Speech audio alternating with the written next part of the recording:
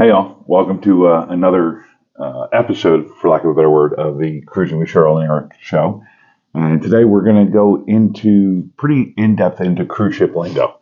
I know we did a short video a couple of months ago on lingo and said we would do a more in-depth one. So here's that more in-depth one. Here we are. First up, probably the biggest pet peeve of sailors out there. It's a ship, not a boat. Boats inside ships. Ships don't fit inside boats. So Unless you have a really big boat. no. Then it would be called a ship. Okay. So please call it a ship. Next up. Oh, departure port, embarkation port. Both of these terms refer to the port or location where the cruise begins and ends, unless you're doing something different. Well, no, the departure port is where you get on the ship. I'm sorry, the embarkation port is where you get on the ship. The departure port is where you get off of it. A lot of times they are the same, but they don't have to be. Disembarkation. This is what you do when you leave the ship at the end of your trip. So you embark, which is the next one, and I might as well cover it. Embarkation. That's when you board the ship. That's the beginning of the trip. Disembarkation is when you get off the ship. Yeah. Pretty straightforward. Port of call. It's the destination on your cruise where you are likely to enjoy shore excursions. So you're on a 7-night cruise. Your embarkation port is Miami. Your first port of call could be Nassau, Bahamas, could be Jamaica, could be Grand Cayman, wherever you're stopping. Yes. So, what is a shore excursion? Shore excursion. Woo! Is an activity off the ship at a port of call that you can purchase as part of your itinerary. You do not have to purchase them if you want to just get off the ship. Wander around. Sure. Yeah, which we do quite often, especially when we've been to a certain port multiple times. And no matter how I try, I can't lose her. No. She refuses to, let me out of her sight. I can't find my way off an elevator or to an elevator, but I can find my way back to the ship. Well, it's hard to miss, but go ahead. Tenders. So a tender, that phrase can mean a couple of things. Most of the time in cruise usage, a tender is that boat that takes you from your ship to the island, to the port of call. Because different ports of call have different size cruise terminals. So if you're on a larger ship, they might not be able to actually pull right up to a cruise terminal. So instead, they're going to anchor out a little ways, and then a tender will come in, take you from your ship to the island. Tenders are also, that phrase is used when you're talking about lifeboats in maritime speak, but most of the time, cruise ship tender equals the boat that takes you to the island, if that makes sense. Yeah, if it not, does. Well, it does to me. Deck. Hotels have floors, ships have decks. pretty simple. If you're It's simple. You don't need to elaborate. itinerary, that's the schedule of your trip. The day it leaves, what time it leaves, what port of calls it hits, on what days, all that stuff. That's your sailing or your itinerary. A cruise card. It's your room key, your ID and a method of payment. You do everything with that cruise card. Some people sign and sail cards. They call it different things, but it's your cruise card. You're up. Oh, a daily planner. It's a list of ports, of activities, and specials, whether it be a day that you're in port, whether you're out at sea. So it's fun to look at what's available to you throughout your trip. A lot of the ships these days have apps. A lot of cruise lines have apps that you can use on your phone that have that same information. Cheryl and I actually like that paper planner because we like to sit there, on our balcony first thing in the morning with that planner and a highlighter and say, okay, what are we doing today? What's interesting to us? And we'll highlight it out with the highlighter. Yes. I love the highlighter. Low tech geek out, but yes, still. This one's important. This is all aboard time. So when you are visiting a port of call and they make announcements, it's in the planner, it's in your app. All aboard time is the time you must be back on the ship. Okay. Not what time you should start heading from the bar back to the ship, but what time you have to be back on board by. Okay. Important here is to make sure that you are aware of the ship time and not the local time, because ship time is what matters, and the ship time does not always match local time. So you got to make sure that you know what the local time, what the ship's time is, and what that all aboard time is. If not, you're going to end up as the next phrase. Oh, a pier runner. Yes. And what is a pier runner, dear? Oh, it's the people who miss all aboard time and are running to the pier to get back on the ship before it leaves them. Plain and simply put, focus on the ship's time. Ship's time, all aboard, and don't, leave your bar 10 minutes before all aboard time and think you're going to be able to get all the way back down the pier and on the ship. Give yourself an hour, just to make sure. I know I'm beating a dead horse, but yes, he is. There are a lot of people on board the ship who will be leaning over the railings watching you as you are a pier runner and laughing. Yes, we don't do that though. No. Balcony stateroom. This room has a small personal outdoor balcony, plain and simply put. Usually there's, a table and a couple of chairs.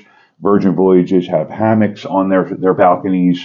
So interior stateroom, the polar opposite to a balcony. Interior stateroom is literally that interior. It's an inside room with no windows, okay? Some people who need to sleep in utter and absolute darkness prefer this kind of stateroom because there's no windows. So, you have no idea if it's day or night, An ocean view stateroom. An ocean view stateroom with a porthole, or a window. Actually, I should have included that phrase, that lingo. I didn't think of it. It's okay. No need to say more, really. So I'll insert this one since I forgot it. A porthole is literally classic maritime. It's a window about yay big, maybe 12 inches across, and it's round. Okay. Most ships these days, when you get an ocean view stateroom, you don't get a porthole. You get an actual window. You can't open it. You can't, right. You can't. Well, I think some ships you can, but every ocean view we've been in, you can't. But at least you get to see the sun when it comes up and goes down. Absolutely. Right. A specialty stateroom. This has a themed setting that caters to families, couples, or solo guests. Yeah. Suite staterooms, exactly what it sounds like, just like in the regular hotel world. They're larger rooms, sometimes multiple bedrooms, sometimes multiple floors. They're ideal for either family cruises where, you want everybody in one room, or, 2 or 3 couples who want to, share the cost of that luxury stateroom or that luxury suite. And it might be more cost efficient if you have several couples. Very true. A guarantee cabin. You do not choose your room. The cruise line does it for you. Right. It's less expensive, right, but you also don't know what room you're getting. Exactly. Now, if you get guaranteed balcony, okay, you know that you will get the ship will assign you a balcony stateroom, but you don't get to choose which one. You don't get to choose whether it's obstructed view or what. So you might get into your balcony and there's a big tender / lifeboat, your view of everything. Okay. But, it saves you a couple $100 per person usually. So right, kind of balance that. This one we've spoken about multiple times, and yes, it's a must do. It's your muster drill. Right. And it's your safety. This will go into the next one, which is the muster station. Yep. This is where you will go in case of an emergency, but you have to do it. You have to report in you have to do muster drill before the ship can leave. Yes. Correct. Right. So next. The bow. The bow is the front of the ship. It's that simple. So when, you're looking at the ship from the side, the pointy end is the front. That's the bow. Think about it as you take a bow. You don't bow backwards. Anyway, the bridge. I never think of it that way, but okay. Well, I like to, simplistic as me. The bridge is the location from which the captain steers the ship. Very few people actually get to see the bridge unless you're a member of the crew. But, there are that you can, if you get lucky enough to book it, you get to see that. Yes. A galley. It's the ship's kitchen. Right. On a cruise ship, there are many. A gangway. A gangway ramp or staircase that you use to get onto or off of the ship. They're usually, enclosed, made of glass, and they're simple. Yes. The helm. is the area of the bridge in which the steering wheel is located and used by the crew only. You're never, ever going to get to steer the ship. That's just not going to happen. No. The hull. What the hull is that? The hull is literally the outside of the ship. The keel. It's the ship's bottom center. So when you look at a cruise ship out of the water, the bottom of the ship comes down kind of to a point, and that point runs from the bow to the stern, from the front to the back. That's the keel. That's kind of the backbone of the ship. Yes, or the bottom bone. That too. Yeah. Leeward. It's the side of the ship where you'll feel most shelter from the wind. Yeah. It is leeward. Yeah. Okay, we're not going to dive into these. Windward, it's the opposite. It's the side of the ship where you'll get the full wind in your face. And crazy hair. Yes. The Lido. Oh, the Lido deck is often a term because of the deck where you find the outdoor pools. Yeah. Yeah, it's kind of the main party deck, and that, yeah. Midship, literally the middle of the ship from front to back. For new cruisers, when you're going to book a cabin, your best bet is to pick a cabin that's midship. Not too far in the back, not too far in the front, because you'll movement the least if you're in the midship area. The port side. It's the left side of the ship as it's facing forward. It's called port. If you have a hard time remembering that, just keep in mind the left and port both have 4 letters. Okay. Starboard. Starboard side. That's the right side of the ship as you're facing forward. Left is port, right is starboard. Okay. The stern and aft. Or aft, stern or aft. Two words that mean the same thing. My apologies. Thank you for correcting me. Woo! This is the rear part of the ship closest to the casual dining. Upper deck. Upper deck, typically the area where the Lido deck is found. And that's usually where most of the entertainment, most of the fun outdoor kind of deck is. Now we're going to kind of switch gears and go over in general what the different types of dining room attire are. Which we've discussed before, so we're just going to make this quick. Cruise casual. This is what you can wear most of the nights at dinner. For men, that includes slacks, khakis, not khakis, jeans, dress shorts, and collared sports shirts. Women can wear casual dresses, skirts, pants, capri pants, dressy shorts, and dressy jeans. Cruise elegant or formal night, they're kind of used interchangeably. There's usually one or two of these nights on each cruise. This is where evening attire is a little bit more formal. For men, you're looking at dress slacks, dress shirts, sports coats, and ties. The sport coat and tie is kind of optional. For women, cocktail dresses, fancier pantsuits or skirts, things like that. In certain restaurants, it is required on elegant night or formal night. The actual enforcement of that requirement is lax. Lax. Let's put it that way. Depending upon the cruise. If you're on a Cunard ship or like a Holland America or one of the luxury lines, don't even think about trying to go to the main dining room for dinner on a formal night without a tie and jacket, guys. It's just not going to happen. They'll kindly suggest that you find the buffet. Main seating, late seating. This means there is an assigned schedule and seating for passengers in the main dining room. Most of the time, main seating is 5:30, 6 p.m. Late seating is 8:30 p.m. Open seating, there's no fixed schedule and no seating arrangements for dining with this option. With the open seating, depending upon the cruise line, you can either book a time on the app or you show up and say, hey, I'm here, I'm ready to eat. There's 2 of us.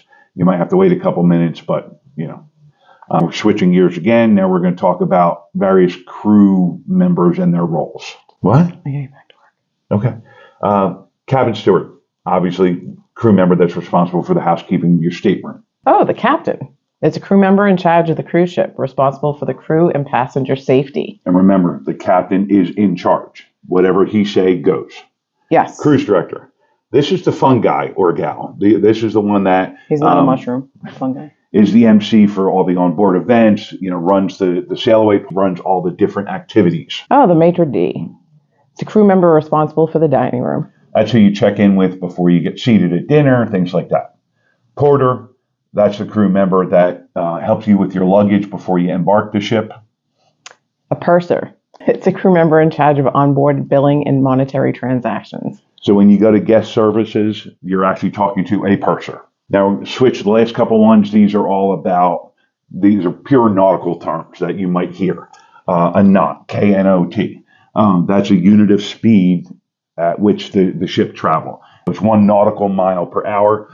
Excuse me. One knot is equivalent to 1.15 miles in U.S. system of measurement. So if the ship is traveling at 20 knots, you can figure out that that's roughly 23 miles per hour.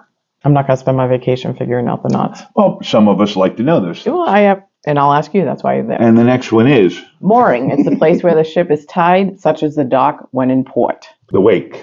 The wake trail of water that's created as the ship moves forward in the water, and the propellers spin. They cause the wake. And that's about it. Yeah. I think that's a good list of lingo. You might hear another term or two here and there, but these are the ones that you're going to hear mostly. Yes. Have a great day. See ya.